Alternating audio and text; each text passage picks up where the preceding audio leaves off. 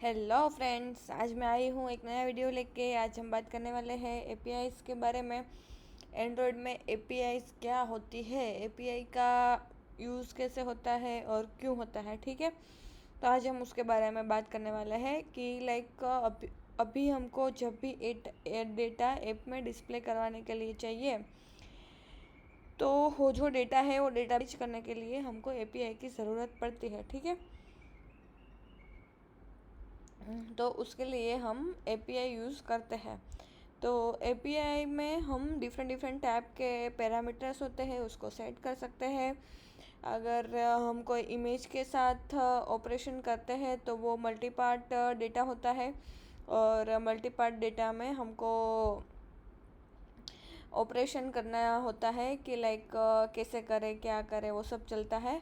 And उसमें जो unit होता है, हम जो एक उसके लिए मेन उसका स्ट्रक्चर फिक्स ही होता है, उसमें ही हमको एपीआई कॉल करनी होती है। और उसमें भी डेटा आता है, वो हमको पता चल जाता है कि कैसे आया, क्या आया,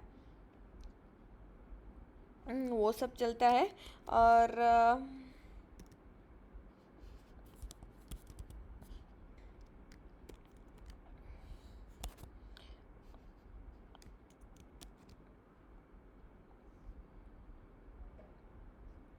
और उसमें हम एपीआई सर्विस होती है। एपीआई सर्विस क्या काम करती है, उसके लिए हमको एक पब्लिक इंटरफेस बनाना रहता है। सपोज़ कोई डेटाबेस में ऐसी मेथड है कि हमको करंट वेदर है उसका डेटा चाहिए, तो उसके लिए ये रिस्पॉन्स का मॉडल क्लास बनाते हैं। उसमें हमको पोजो सेट करते हैं ना, एपीआई से जो रिस्पॉन्स आता है उसको हम पोजो में कन्वर्ट करते हैं, ताकि जो एरे बने ना, एरे इस फॉर्म में बनेगा, तो उस हिसाब से ही हमको रिस्पॉन्स में सेट करना रहता है। And get mainly API service के लिए दो पार्ट होते हैं, एक गेटर और एक सेटर। इनिशियली हम डेटाबेस में से गेट करते हैं, बाद में हम सेट करते हैं, ठीक है। तो हमको जो यूनिट डेटाबेस में से रीड करने हैं ना, उसके लिए हमको गेटर मेथड यूज़ करनी रहती है। सेट करने के लिए हमको सेटर मेथड यूज़ करनी रहती है। मेनली हमको जितनी भी एपीआईज बैकएंड डेवलपर ने क्रिएट की होगी उतनी मेथड इधर जनरेट करनी रहेगी, ठीक है। तो उसके लिए हम इधर रिस्पॉन्स क्लास में पोजो सेट कर देते हैं, और गेट मेथड में ये करते हैं। तो अभी देखते हैं ये कहाँ से कॉल होती है।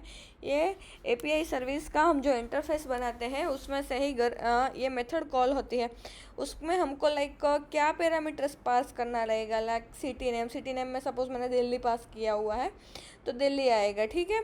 एंड यूनिट्स में और लेट लॉन्ग डिफ़ॉल्ट जाता है कि अभी कौन सा लोकेशन पर सर्च किया है। और एपीआई की जनरली प्राइवेट रहती है, वो किसी आपको रजिस्टर करना रहेगा वेदर की साइट पे, उधर से एपीआई की मिलेगी और एपीआई की को आपको अपलोड करना रहेगा, ठीक है।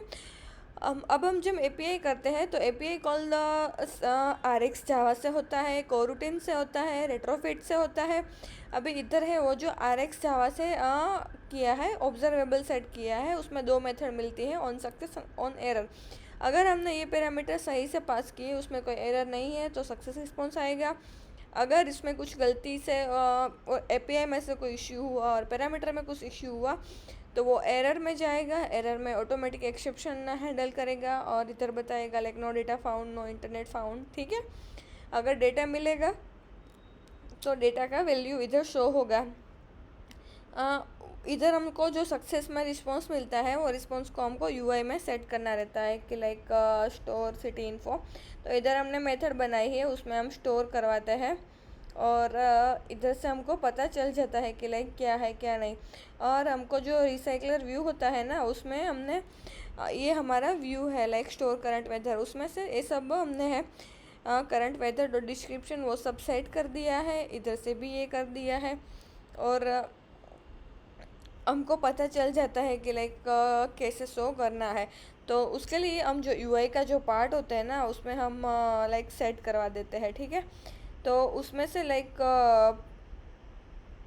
ये करंट वेदर है ना, उसका object current weather box dot put, तो उसका एरे पास करता है इधर रिसाइकलर व्यू में, उसमें से पता चल जाएगा कि कहाँ पे उसको सेट किया है, ठीक है। एंड हमको इधर जो लेआउट है UI pad binding dot main layout dot temperature view description view binding view उसमें सब में डेटा सेट हो जाता है, ठीक है।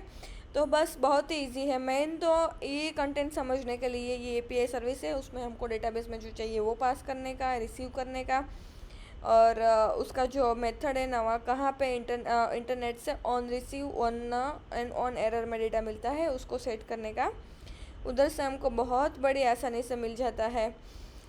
बस ये मेन तो ये दो चीज़ ही है कि लाइक उसको हैंडल करना आ जाए ना तो ये समझना बहुत ही आसान है। ये एक ओपन सोर्स एग्जांपल मैंने एक्सप्लेन किया है। इसके बारे में अगर आपको ये कोड चाहिए तो मैं इसके लिंक शेयर कर दूँगी डिस्क्रिप्शन बॉक्स में। Thank you.